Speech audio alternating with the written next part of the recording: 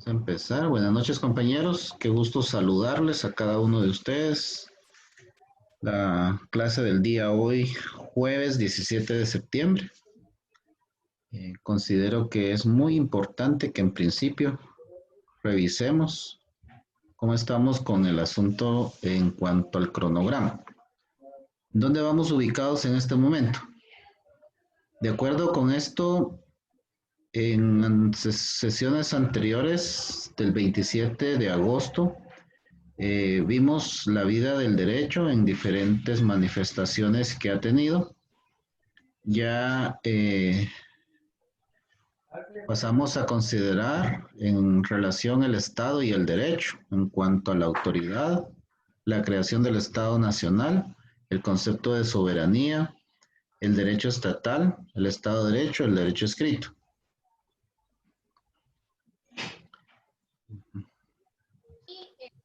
Tenemos también que para la última unidad, previo al examen parcial, vamos a ver a los precursores y fundadores de la sociología del derecho.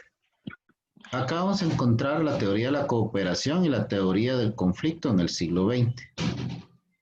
En cuanto a las doctrinas del derecho natural, existe Montesquieu, Bentham, ¿verdad? Que fueron quienes trabajaron mucho en relación a este tema. Luego, en cuanto al positivismo, vamos a revisar los aportes que nos hicieron Saint-Simon, Augusto Comte. Luego, con el evolucionismo, tendremos que hacer algunos análisis relacionados a la sociología y los aportes que pudieron hacer Federico de Savigny, Sumer, Spencer, para luego analizar en cuanto a los precursores y fundadores de la sociología jurídica del conflicto, en cuanto al darwinismo social que apela a una evolución de la sociedad, y para finalizar la obra de Marx y los aportes tan puntuales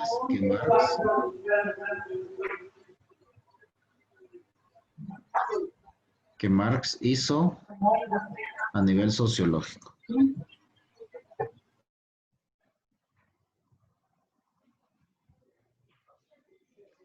Entonces, compañeros, esa es la idea. El día 28 de septiembre estamos hablando de que el día 28 de septiembre será del lunes próximo en 8 días, del 28 de septiembre al 6 de octubre, serán los exámenes parciales. Yo creo que tengo mala esta fecha, porque si es de los 28 de septiembre tendría que... Ah, sí, perfecto, porque el día 1 y el día 2 de noviembre hay descanso por el Día de los Santos y el Día de los Fallecidos, los finados. Sería hasta el día 6, martes 6 de noviembre, que ustedes tendrían prácticamente 3 días de exámenes.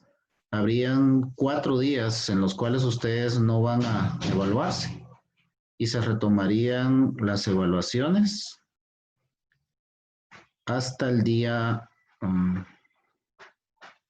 no, perdón, acá estamos mal. Septiembre.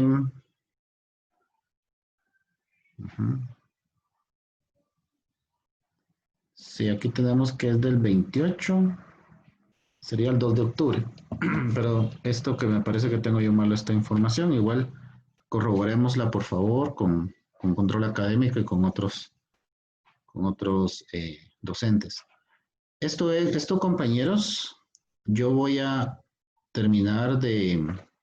Fíjense que el contenido, si nosotros nos ponemos a analizar, solo hablar de la doctrina del derecho natural en cuanto a las aportaciones que Montesquieu y Bentham hicieron, podemos nosotros tener libros. El positivismo de Simon, el aporte de Comte, los postulados y análisis que Savigny, que pudieron haber hecho, así como Sumer, Spencer, los aportes a la sociología que Darwin y así como la visión que tuvo Marx en cuanto a la sociología y todo lo que tiene que ver con el derecho, estos son temas para trabajarlos en semestres completos. Sin embargo, es de hacer notar que de forma eh, mínima debemos de abordarlo con la única finalidad de que nuestro acervo cultural y nuestro conocimiento de las teorías, doctrinas y sobre todo de la sociología, básicamente, y en cuanto a la sociología del derecho, sea de la mejor manera fortalecida, estudiada, analizada y sobre todo que forme parte de sus conocimientos y más allá de los conocimientos, que también esto se convierta en un análisis, que se convierta en una discusión con la única finalidad de mejorar eh, sus argumentos en cuanto a estos temas. Lamentablemente ayer solo pudimos hablar de Montesquieu y de otro autor, que acá no lo tenemos. Hoy vamos a hablar de Peckham. Son temas bastante profundos, compañeros. Yo viendo el contenido que compartimos el día de ayer, eh, consideré mejor hoy culminar con Beckham y hacer más, tomar lo más importante y hacer una adecuada utilización del tiempo, ¿verdad? Porque tan solo tenemos una hora para poderlo leer prácticamente y hacer algunas observaciones. El ideal sería que ustedes, mediante documentos, mediante libros, mediante textos, esto se convirtiera en una discusión, en un análisis y que todos participáramos, pero estamos en el entendido de que es un poco incluso confuso en determinado momento recibir clase en línea y para nosotros nos hace un poco complicado profundizar y para ustedes me imagino que también se les hace complicado obtener un buen porcentaje, ¿verdad?, de estos temas. Sin embargo, hagamos lo mejor que podamos cada uno. Este documento se les va a estar aportando el día, bueno, sería el día de mañana porque yo lo voy a trabajar a partir de que terminemos esta clase. Fíjense que yo el documento que yo tengo es muy amplio. El documento que yo tengo de estos autores, estamos hablando de que contiene 31 hojas, páginas. Y si para poder impartir una clase, para poder compartir con ustedes más o menos 20 o 15 hojas es lo adecuado para poderlo trabajar en 4 o en 3 clases, imagínense el doble. Entonces, la situación es que estas 31 páginas, perdón, forman parte única y exclusivamente de aquello más importante que los autores han, han analizado y han aportado a la sociología. Pero vamos a utilizar mejores técnicas para poderlo hacer más pequeño y que sea la esencia de la esencia la que podamos compartir y realmente no es lo correcto. A mí no me gusta resumir porque ya en otras oportunidades hemos hablado de que eso se convierte en una clase, en un contenido parcial, y un contenido parcial es un contenido incompleto, y un contenido incompleto no es otra cosa que la mitad, y la mitad nunca va a ser bueno, de ninguna manera. Pero bueno, vamos a tratar de hacer lo mejor posible. A ustedes sí les voy a enviar el documento completo, 100%. ¿Por qué? Porque de acuerdo al cronograma ustedes van a hacer un cuadro comparativo. Y para poder hacer este cuadro comparativo es indispensable que cuenten con la mayor cantidad de información en relación a cada autor, pero que esta información haya sido obtenida de una fuente confiable, una fuente legítima. Esa es la tarea quizá un poco más complicada y más allá que sea legítima, pues que sea entendible. No sirve de nada que A los que se tuvieron el tiempo, ¿verdad? Hace unos momentos les envié un libro que yo encontré en internet, en una página de Facebook que se llama Todos Libros PDF. Y este libro se refiere a la teoría, teoría pura del derecho de Kelsen. Es un libro maravilloso. Es un texto muy importante en el cual todos quienes nos gusta el derecho y queremos, ¿verdad? Aprender cada vez más y profundizar cada más en esta ciencia. Estos son de los primeros libros que nosotros debemos de leer. La teoría pura del derecho de Hans Kelsen.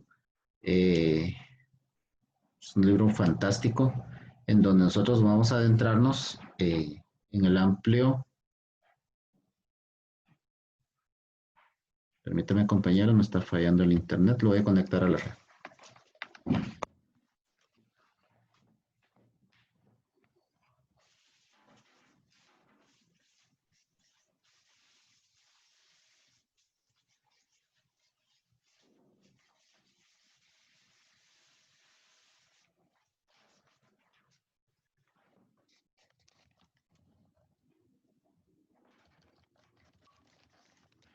Bueno,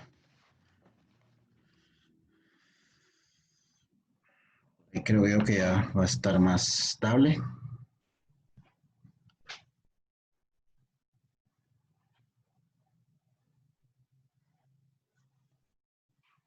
Bien, ahí estamos. Estaba un poquito molestando la red.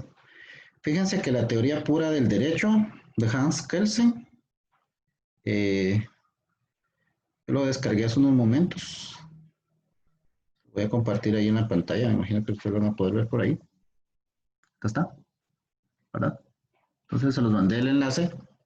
Esta es la Autónoma de México, la UNAM.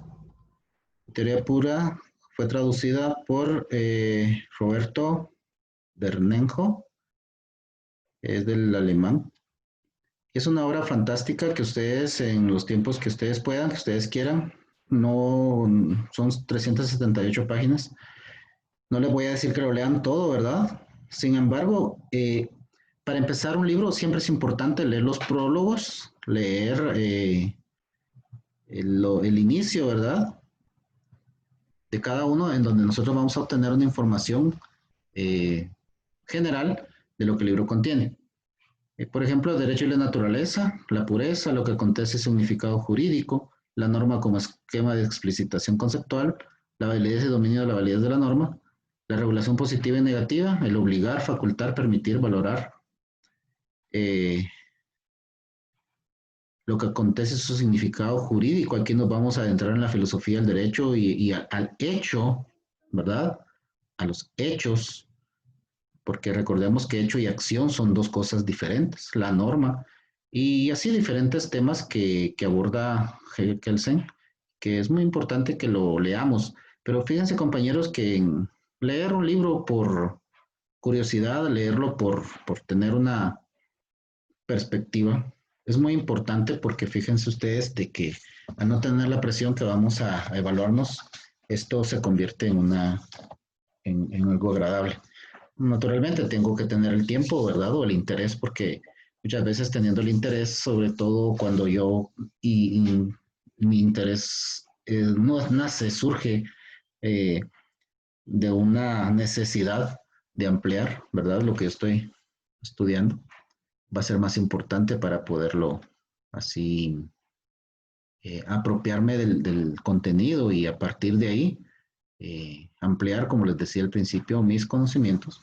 Y estos conocimientos ampliados me van a dar la oportunidad de tener mejor argumentación, de ser una persona en la cual mis dichos son ser sólidos y a la hora de ir y entrar en una discusión, entrar en un análisis, voy a traer a colación estos postulados que en este caso Hans Kelsen está haciendo. Entonces, por ejemplo, al referirme al delito, yo voy a poder nombrarlo, ¿verdad? Y voy a decir, mire, pero Kelsen indica que en cuanto al delito consiste en esto y esto, yo concuerdo con él, porque considero que tiene razón. Entonces, para llegar a esos niveles, compañeros, en los cuales nosotros podamos basarnos en análisis y en argumentaciones de estos grandes autores, hay que leer, hay que leerlo y más allá de leerlo, hay que apropiarnos de él y tenerlo como referencia en nuestro diario vivir, no en la universidad, porque analizar un documento, leer un documento, simple y sencillamente para resolver un examen parcial, un examen final, eh, si bien es cierto, es importante, no es únicamente el objetivo. El objetivo acá es que ustedes se capaciten, se formen, que ustedes desarrollen conocimientos, que ustedes hagan análisis y que a partir de estos análisis y a partir de leer diferentes autores, ustedes lleguen y hagan sus propias conclusiones de diferentes áreas prácticas y teóricas que forman parte de esta hermosa ciencia. Entonces, los invito a que ustedes tengan esa curiosidad buena, ¿verdad? Yo sé que hoy por hoy ustedes tienen muchas distracciones. Bueno, ustedes no, todos tenemos muchas distracciones. Sin embargo, para todo hay tiempo, para todo hay que hacer tiempo y más para capacitarnos. Hay una presentación ahí que vi en Facebook que decía algo muy importante. Todo lo que el abogado no lea puede ser usado en su contra. Es la verdad. Lo que nosotros no leamos, lo que nosotros no manejemos, lo que nosotros no sepamos, alguien que sí nos lo va a indicar y ante la posibilidad de no responder a ese postulado, a ese dicho, a esas palabras, posiblemente nos vamos a sentir nosotros inseguros y a partir de ahí eh, podría ser incluso que perdamos algún trabajo o perdamos algún proceso, simple y sencillamente porque no estamos capacitados. Entremos a leer un poco sobre Betham. Betham, una persona muy, muy inteligente. Y fíjense que Jeremías o Jeremy, él es londinense. El ventilador de este se enciende cuando está algo la Fíjense batería. que provenía de familia de juristas desde la infancia, ¿verdad? Desde muy niño, leía historia inglesa, leía tratados, a los 5 años tocaba violín, estudió latín y francés, todo esto le permitió tener un desarrollo tanto mental como cultural bastante importante.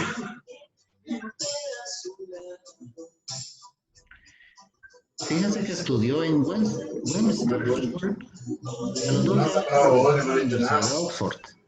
La Universidad de Oxford es una universidad muy importante. Se graduó como abogado, ejerció como abogado a los 19 años. Sin embargo, como le pasa también incluso a Se muchos escucha interferencia, compañeros, Alex.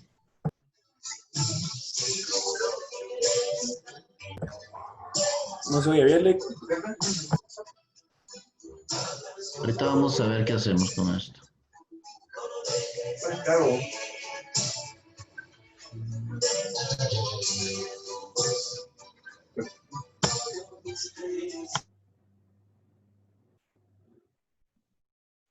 Yo que ya podemos seguir. Como pasa con muchos de ustedes, compañeros, se mostró crítico de la educación, de la práctica, se dedicó a tareas intelectuales, es decir, a la investigación, escribió largos manuscritos.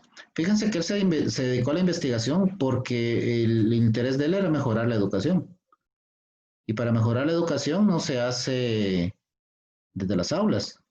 Muchas veces se recrimina al docente, ¿verdad? Pero recordemos que el docente, él las herramientas que utiliza muchas veces son las herramientas que tiene a la mano.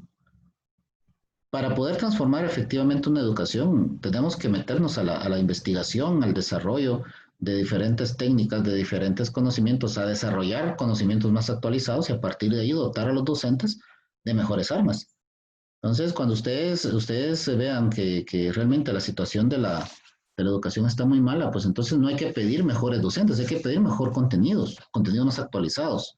El docente tiene que investigar, el docente debe de prepararse para poder entregar un trabajo bien hecho. Sin embargo, muchas veces también se adolece, ¿verdad? De documentos adecuados para poder ejercer la docencia. Y más allá de la gana de trabajar, más allá del deseo de compartir con los estudiantes, eh, está también una adecuada investigación de estos contenidos para poder entregar la mejor y más actual, ¿verdad? Eh, Investigación, ciencia de lo que se esté hablando. Por lo tanto, él comenzó a investigar, comenzó a escribir. Entonces encontramos que Betham eh, comenzó a criticar de una forma más extensa y pormenorizada a los derechos del hombre antijurídicos, prejurídicos y de los derechos naturales anteriores a Adán. A través de esta crítica, ¿verdad? Somete a un examen minucioso y repetitivo incluso la Declaración Francesa de los Derechos del Hombre y del Ciudadano y otros dos documentos que derivaron de este texto. Nosotros hoy por hoy tenemos que la Declaración Universal de Derechos Humanos es prácticamente como un gran logro humano. Es un logro del hombre en el cual durante el proceso de la Revolución Francesa llegó a un nivel la ilustración.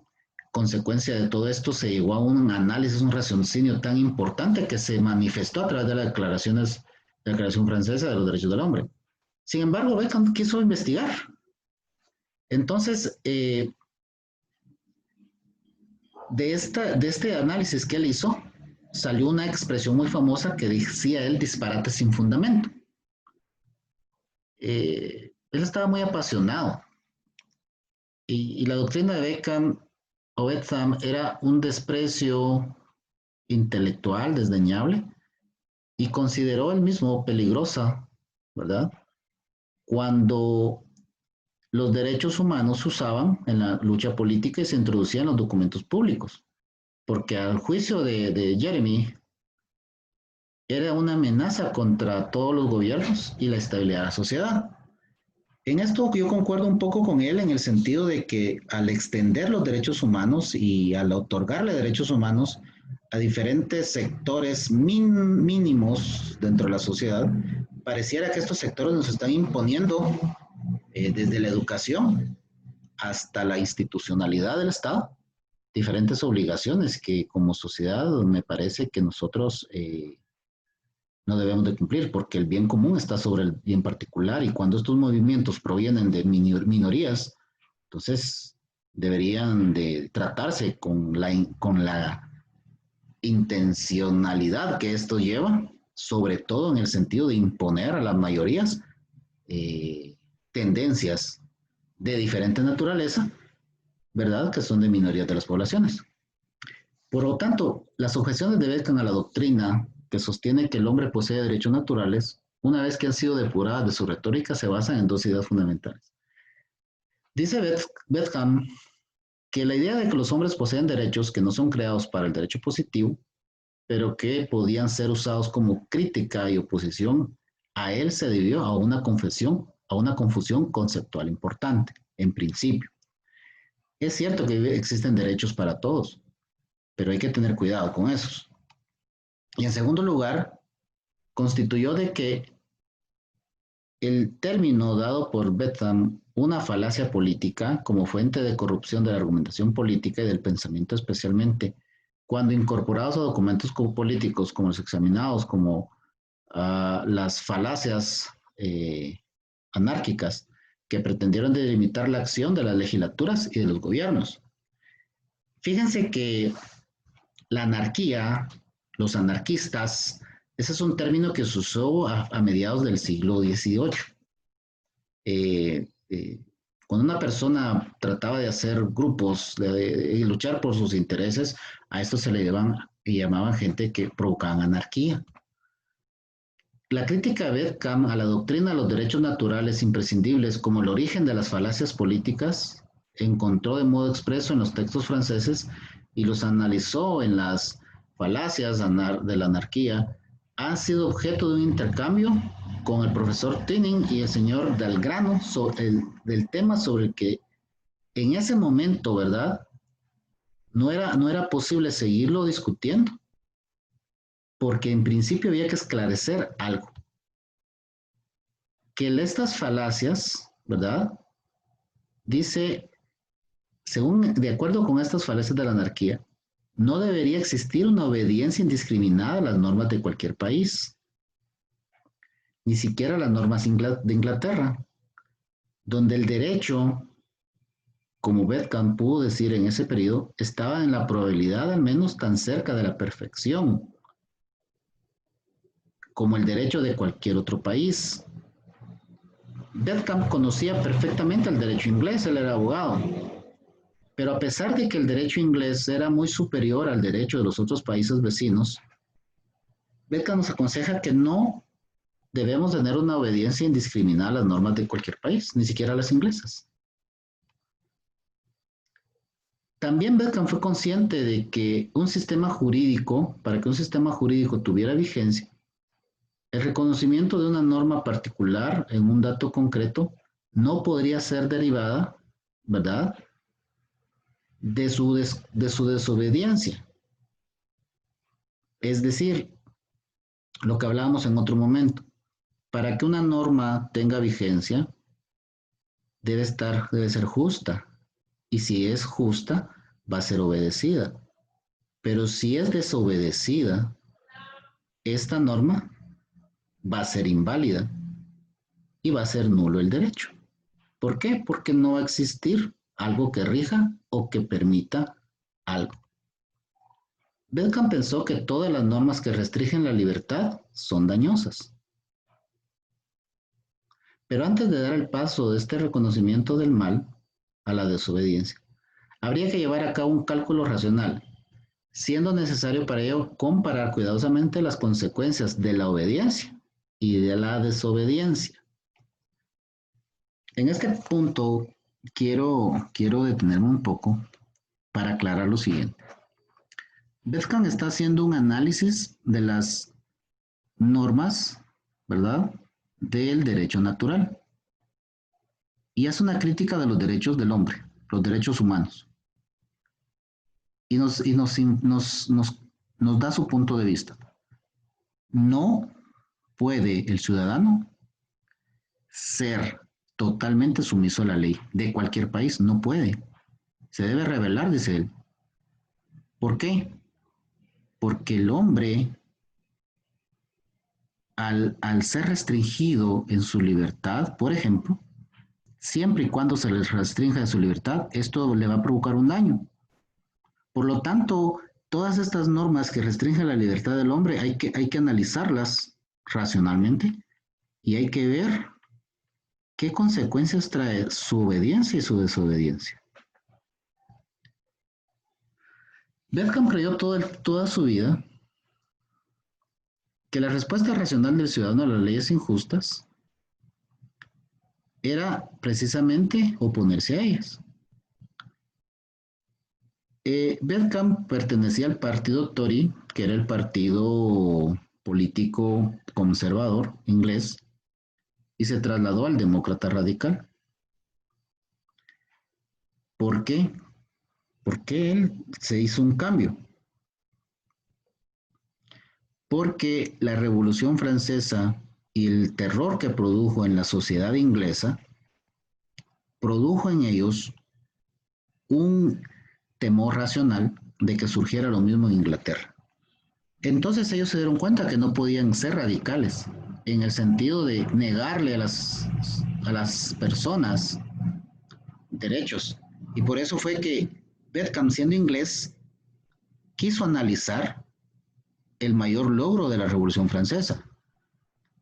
Por tanto, dice Bedkamp que quizá la peor de las falacias corruptoras que Bedkamp encontró en la Declaración de los Derechos del Hombre y Ciudadano fue que en lugar de hablar de lo que las legislaturas y el gobierno no tendrán o no deberían de hacer e infringir estos derechos anunciados de un abstracto, habló de lo que los gobiernos no pueden hacer, ofreciendo así de antemano el conocimiento de circunstancias particulares, que él le llama frases sin valor, que las legislaturas pueden llevar a cabo. Acá vemos cómo una persona de otro país critica la nueva forma de gobierno y hay un temor fundado en cuanto que él siendo de una, por eso fue, para mí fue muy importante colocarles de dónde provenía él.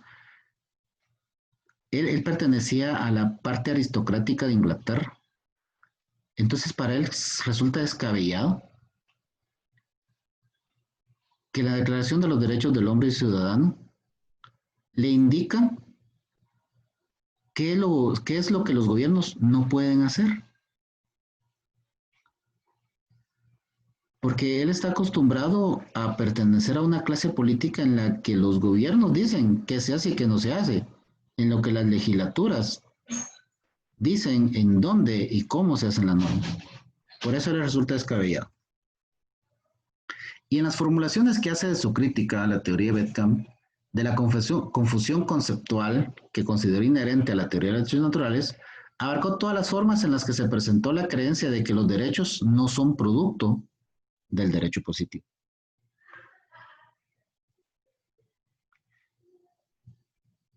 Nosotros hasta hoy hemos venido analizando que el derecho positivo es consecuencia del derecho natural.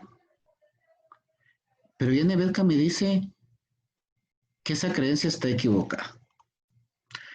Dice Bedkamp, los derechos subjetivos son productos del derecho y solo del derecho. No hay derechos sin derecho, ni derechos contrarios al derecho, ni derechos anteriores al derecho.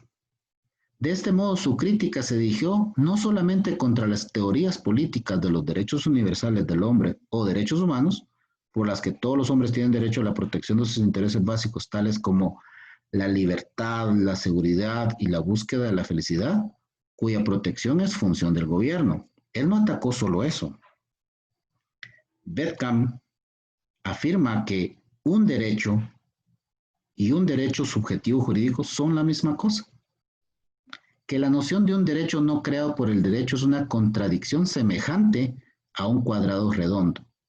Un hijo que nunca tuvo un padre, una especie de calor frío, una clase de humedad seca, un tipo de oscuridad resplandeciente. Para Bedkamp es imposible que exista un derecho anterior al derecho. Por tanto, él nos está diciendo que el derecho natural es inexistente. Sin embargo, algunas veces, también rechaza la tesis de la separación entre la idea de un derecho y del derecho positivo. No porque se introduzca en una contradicción, sino por lo que denomina una falta de criterio.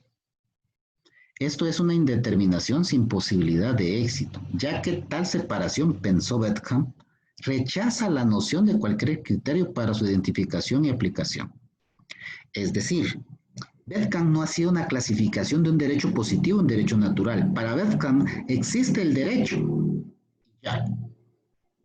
Por tanto, para Bedkamp, el derecho es aquel que nace del proceso legislativo, es aquel que ha sido consecuencia de un razonamiento de un grupo y que a partir de ahí se llegaron a consensos. No es un derecho innato, no es un derecho natural, no es un derecho que proviene por la característica del hombre, no, es un derecho que surge del consenso de todos.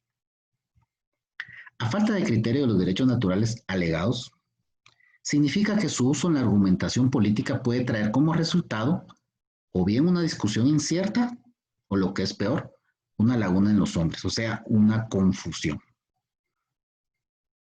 Corbarán dice al identificar como derechos naturales cualquier capricho político que tienen que satisfacer disfrazando así mediante un rimbombante lenguaje jurídico lo que de hecho no es sino una aserción sin sentido. Si nos podemos detener un poco acá, nos vamos a dar cuenta cómo en la actualidad, tomando como base la Declaración Universal de Derechos Humanos, la Carta Interamericana de Derechos Humanos, el convenio tal de derechos humanos, que cualquier tipo de convenio, vemos que efectivamente en algunos casos son caprichos políticos, que más allá de beneficiar a las mayorías, nos perjudican porque nos vemos no representados en diferentes movimientos que se dan a nivel nacional e internacional. y cuyo fin, al final de cuentas, pareciera no tener ningún sentido e ir en contra de nuestra propia cultura. Por tanto, yo quiero que ustedes consideren cómo estas palabras de Betcam dice, colmarán al identificar como derechos naturales cualquier capricho político que tienen que satisfacer, disfrazando así mediante un rimbombante lenguaje jurídico lo que de hecho no es sino una aserción sin sentido. Posiblemente eso nos pasa en estos momentos. Y es que Betcam escribió eso hace más de 100 años. Cuando se emplea una palabra como derecho, escribió, una nube negra eclipsa todo.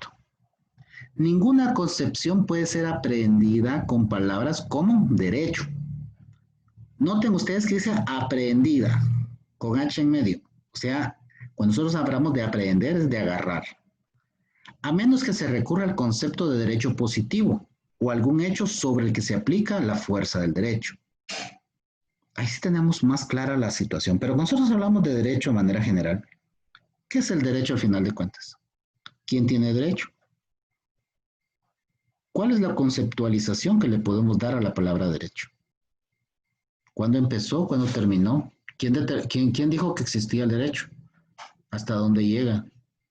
Si nos damos cuenta, las clasificaciones que se han hecho del derecho ha sido necesario en virtud de que hay necesidad de clasificarlo y de darle un área específica y se le pone un agregado como derecho positivo, derecho natural, derecho de las gentes, derecho de los ciudadanos, en fin. Pero en sí derecho, sería importante hacer un análisis profundo. Rechazamos entonces la idea del derecho positivo y todo lo que se obtenga mediante el uso de la palabra derecho.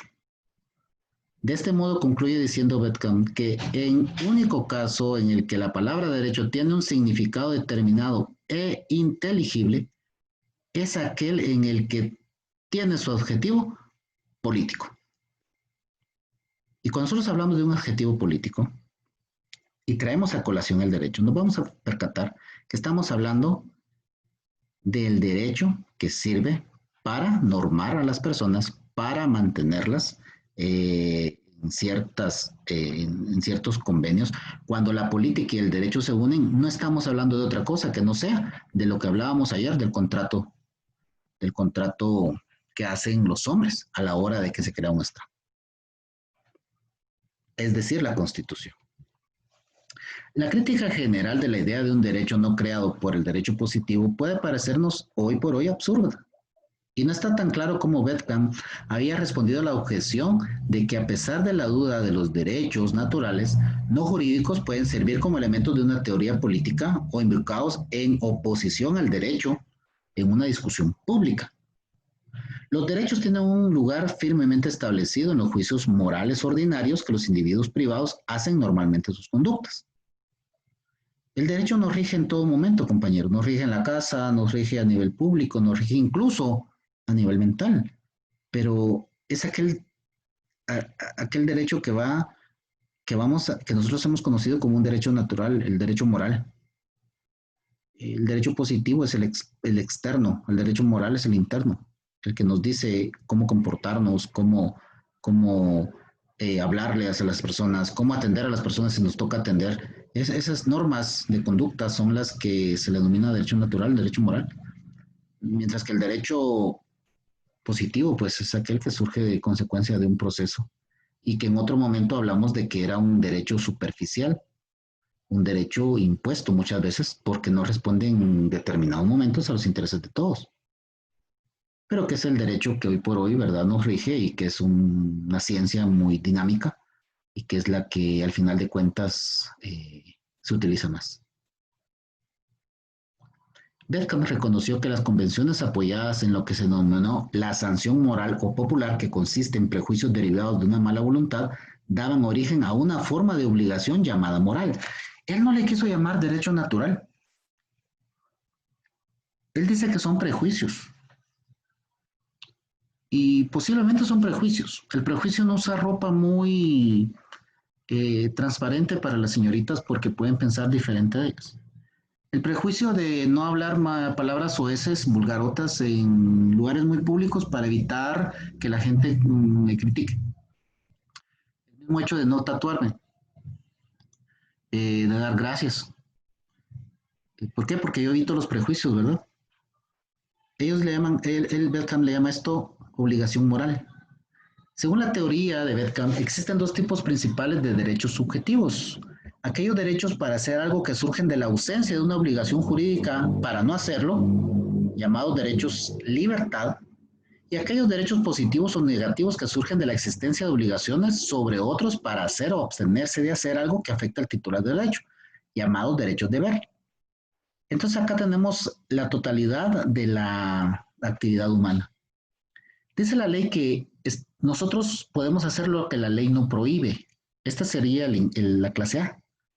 Derechos de hacer algo que surge de la ausencia de una obligación jurídica para no hacerlo. Nosotros podemos hacer lo que no nos prohíbe. Si esos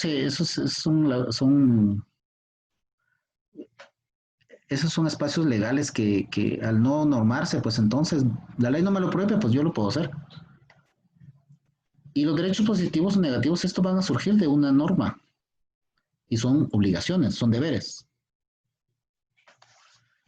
Entonces, compañeros, dice que la cuestión consiste en dilucidar porque Beckham no debería haber dicho que los hombres tienen derechos no jurídicos de estas mismas dos clases basados en el principio de utilidad.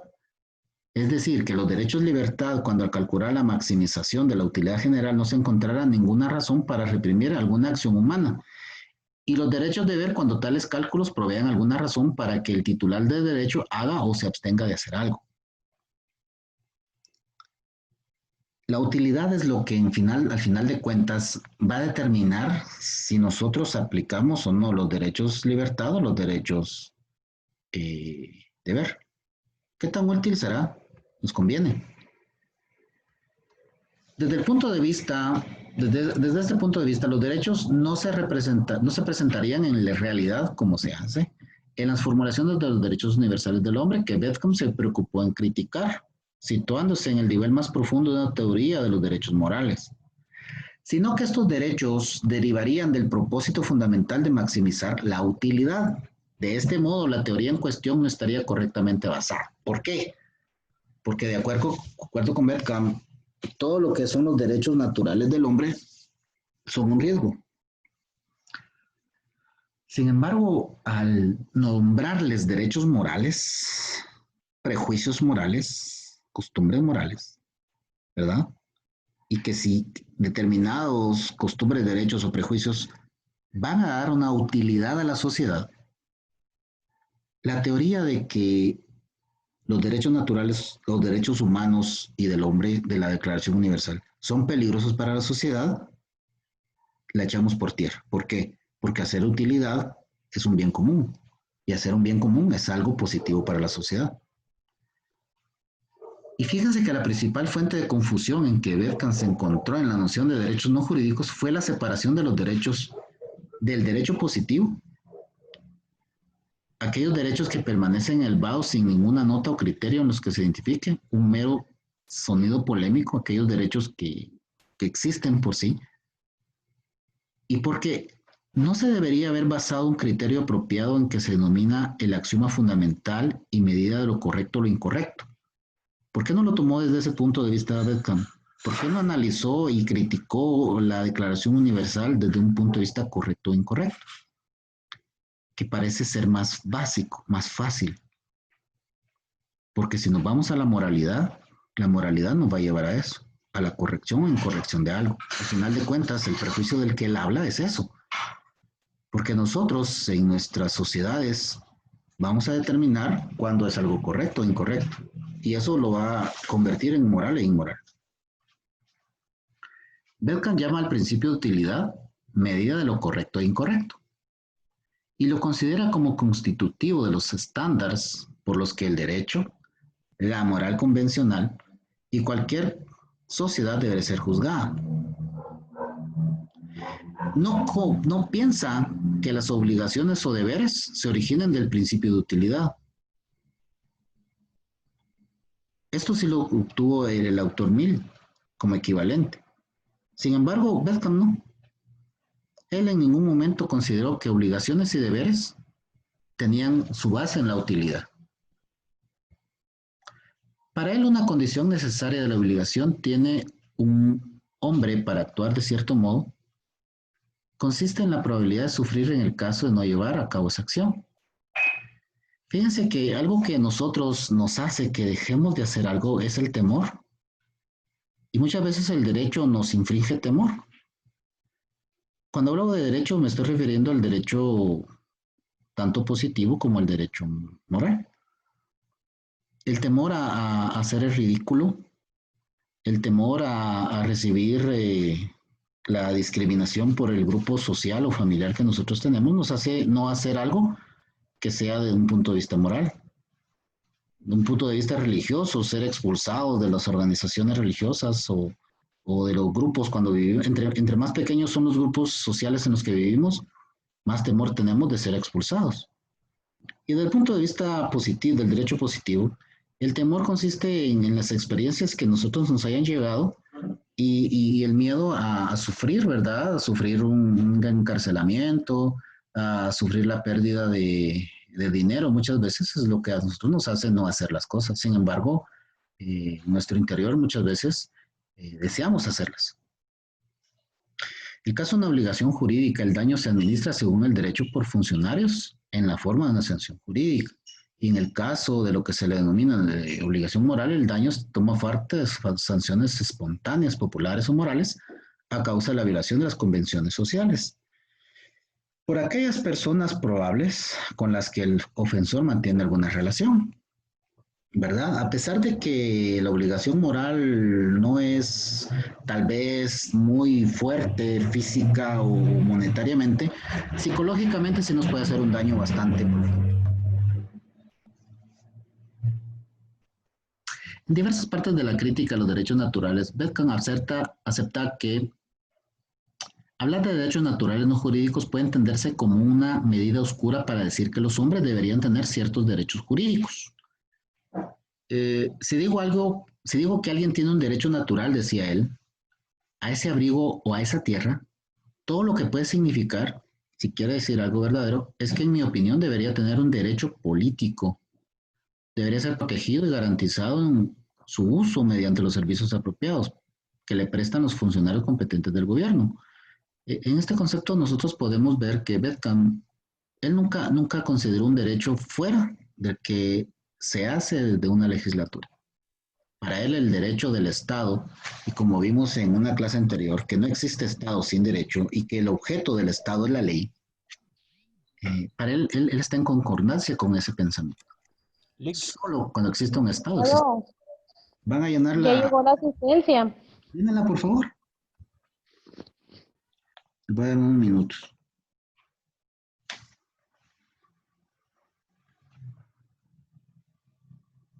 Pero fíjese que ahí donde dice tema, a mí me parece que le coloque el tiempo. Sí, colóquele 8:45.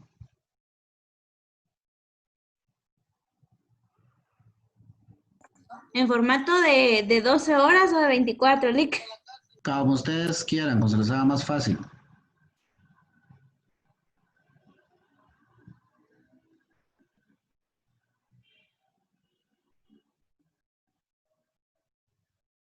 Como se les haga más sencillo, compañeros.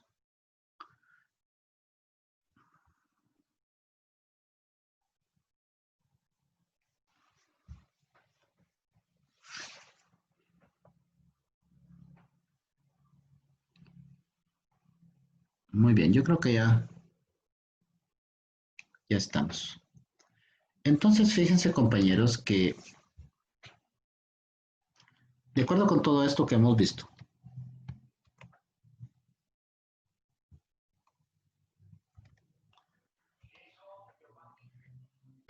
Betcam podemos ver como que niega la existencia del derecho natural. Y tiene en mente una explicación utilitarista indirecta de los derechos no jurídicos. Por tanto, fue capaz de decir, no conozco ningún derecho natural excepto aquellos que son creados por la utilidad general. Incluso en ese sentido, sería mucho mejor no escuchar nunca este tipo de palabras. Pero, a ver, encendamos las cámaras para que nos podamos ver un momento. Encendamos las cámaras, por favor. Veamos cómo la teoría de Bedkamp nos viene a modificar, ¿verdad?, lo que hemos venido hablando del derecho natural. Por eso es importante que nosotros, cuando analicemos un tema, tengamos los puntos de vista, tanto de los que apoyan, los que han sido parte de esto, como aquellos que lo critican. Es muy importante. Y es muy importante porque eso nos va a permitir a nosotros tener un amplio espectro y a la hora de analizar lo que ellos dicen, vamos a nosotros a hacer nuestro propio punto de vista. Y el propio punto de vista de todo estudiante debe ser un punto de vista totalmente fuera de de lo que nos puede influir los autores o los diferentes individuos que han hablado de los temas. Nosotros tenemos que tener nuestro propio punto de vista, nuestro propio razonamiento, analizarlo, estudiarlo, compararlo y a partir de ahí llegar a nuestras propias conclusiones. Porque si no, solo estaríamos siendo adoctrinados. Solo estaríamos nosotros repitiendo los conceptos que una persona dijo. Ahí hay fundamentos básicos para el derecho.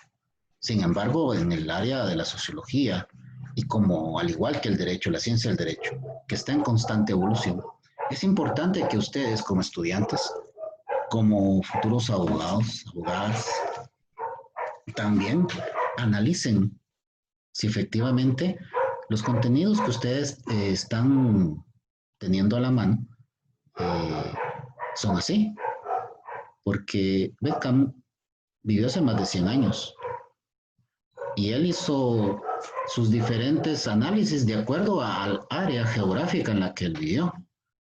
Hoy por hoy, con las nuevas repúblicas, con los nuevos gobiernos, con una forma diferente de un colonialismo imperial, con el crecimiento y el desarrollo económico de países que en otras épocas eran vistos como subdesarrollados.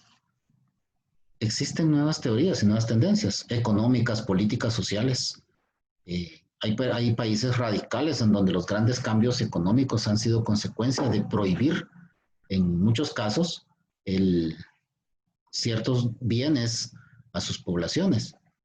Hay otros países en donde la degeneración social, política, económica que ellos han tenido es consecuencia también de que no existe un control desde el Estado, no existe un control desde los gobiernos. Y es más, existen países que han sido controlados por personas ajenas a estos territorios, por extranjeros, hijos de extranjeros que llegaron a vivir ahí y que no tienen ningún tipo de relación y no les interesa las poblaciones. Lamentablemente en Latinoamérica tenemos muchos ejemplos en que nosotros hemos sido gobernados por gobiernos impuestos y que una vez salidos de la casa presidencial les ha tocado que irse del país. Entonces, ¿tendrá razón Bedkamp? ¿Será que Bedkamp dijo la verdad en relación a los derechos humanos? ¿Ustedes qué creen? A ver, escucho opiniones.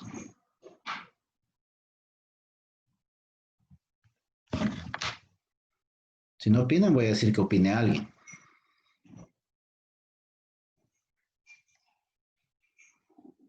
Vamos a ver, alguien que se mire bien pilas ahí. Mariel, ¿cómo estamos? Andy, ¿cómo te va? Sí, ¿Qué crees? ¿Será que Bedkamp tenía razón?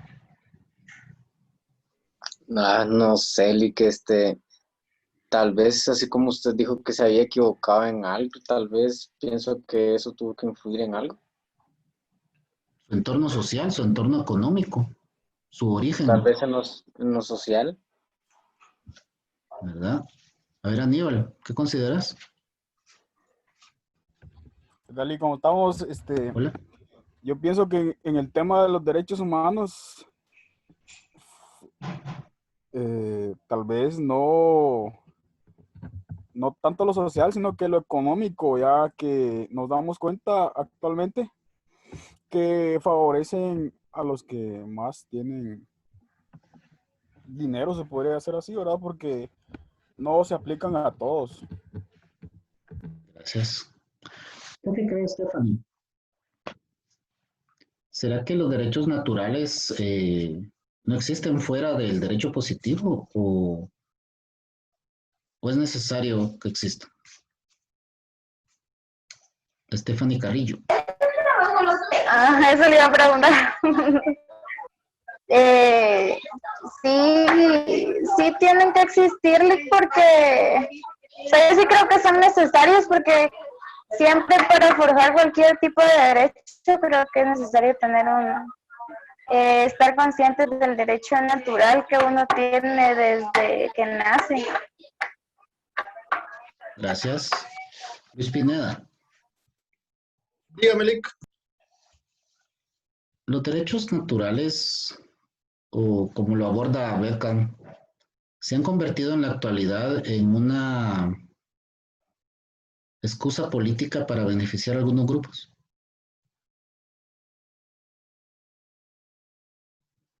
¿Qué consideras?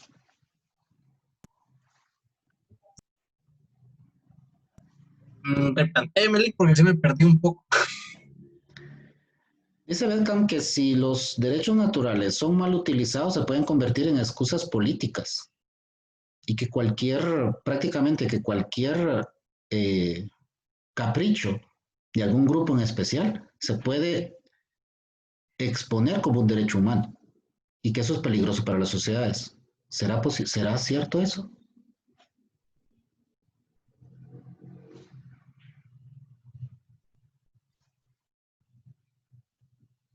¿No le quiere ayudar Kimberly Mayorga? Kimberly, Philip, dígame, ¿cuál es su punto de vista? mi punto de vista de lo de los derechos naturales que favorecen a ciertos grupos. Ajá. Déjeme pensarlo.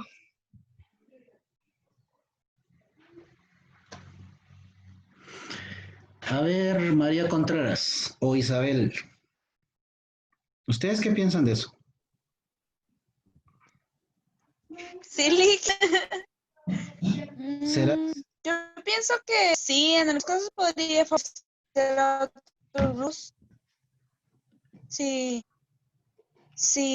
por ejemplo, porque el derecho puede hacerse para que favorezca a otras personas. Le voy a preguntar Si más. es mal utilizado, pues. Yo Gracias. sí lo entendí. Gracias. A ver, Sandoval Mejía. Sandoval Mejía, dígame algo, por favor. Hoy por hoy, un tema muy puntual, la ideología de género. Se utiliza y se ha procurado que esta sea enseñada incluso dentro de las escuelas y los colegios. ¿Será que Beckham previó esto desde hace muchos años? Pues yo diría que sí, siento yo. Y dígame, a ver, Sandoval Mejía, si dentro de unos 3 años, de acuerdo a la libertad religiosa, un grupo quiere que exista una serie de iglesias satánicas a nivel del país, ¿podría encuadrarse esto dentro de lo que dice Beckham en relación a caprichos de unos pocos sobre las mayorías?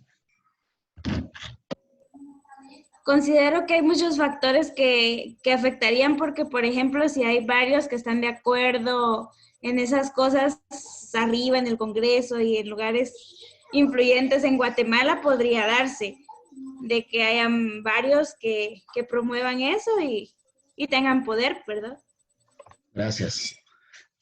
Entonces, compañeros, podemos concluir que Bedkam tomó diferentes puntos de vista que hasta ese momento se había visto en cuanto al derecho natural y a los derechos universales del hombre como algo virtuoso, algo bonito, algo innovador, como una forma en cómo la humanidad había evolucionado a un reconocimiento general de derechos, a una obligatoriedad en tener a un mismo plano a los ciudadanos. Y Bedkam vino y le dio un análisis a esta Declaración Universal de los Derechos del Hombre y del Ciudadano, de tal forma que nos lo logró presentar hasta de manera peligrosa para los países porque sume a los gobiernos, ¿verdad? Lo sume en tener que hacerle caso a las mayorías. Y en cuanto a la legislación y a la gobernanza, también hace ver, Bedkam, que esto va a ser consecuencia de lo que las mayorías o dentro de la población diga. Podríamos establecer que tiene razón en algunos de sus postulados. Podríamos establecer también que habría que analizar si efectivamente no todos los derechos naturales o no todo puede ser un derecho natural, que para ser derecho natural tendría que buscarse la justicia, tendría que buscarse el beneficio y, como decían, la utilidad que esto genere para la mayoría. ¿Podríamos establecer algo como eso, compañeros? ¿Ustedes qué creen?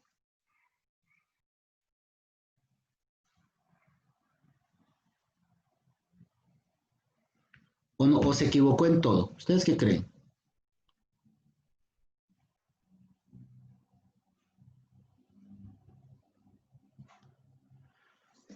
A ver, Boris, colaboranos. ¿No quieren colaborar los chicos? ¿Será más importante la utilidad que una idea general de derechos? La utilidad, Lick. Pienso que no se le puede aplicar el mismo derecho a todas las personas porque cada persona piensa diferente, ¿no? Entonces, mi opinión sería que la utilidad en general tal vez no beneficiaría a la mayoría, pero tal vez, como platicaba usted, Lick, de los sectores que son diferentes, ¿verdad? Que opinan diferente, las minorías, pues pienso que le afectaría un poco. Pero en general, pues ayuda en algunos aspectos y todo eso. Gracias, Boris. Solo les quiero dejar el siguiente pensamiento. Hoy por hoy existe una gran lucha por validar los derechos de las minorías. Las minorías indígenas, las minorías con diversidad sexual, las minorías raciales, las minorías incluso de pensamientos religiosos. Existe una gran lucha a nivel internacional. Y la excusa es que debemos de reconocer los derechos de las minorías porque ellos, al ser minorías, se les ha dado el derecho que tienen de ser reconocidos. Pero esto no está en contra del bien común. Reconocer los derechos y las ideologías que tienen las minorías no viene a perjudicar a las mayorías, que precisamente ese es el concepto básico de una democracia. Como decía el compañero Boris, se debe aplicar lo que sea bueno para la mayoría, aunque para mí no me guste. ¿Por qué? Porque ese es el contrato social que hicimos, buscar el bien común. Y para eso tenemos un Estado, para que el Estado, con base a diferentes estudios, aplique una norma que beneficie a la mayoría. Sería bueno, ¿verdad, compañeros? En estos días más tarde les voy a enviar la información total. Recuérdense que vamos a trabajar un cuadro comparativo de los diferentes personajes que salen en la guía programática y en ese cuadro comparativo vamos a sacar las ideas más importantes que cada uno de ellos aportó a la formación, desarrollo y evolución de la filosofía de la sociología del derecho. Para mí ha sido un verdadero gusto haber platicado con ustedes el día de hoy. Espero que descansen muy bien y les mando un abrazo a cada uno de ustedes. Feliz noche. Feliz noche, Lick. Feliz noche, Lick. Gracias. Feliz noche, Lick. Feliz noche, que descansen.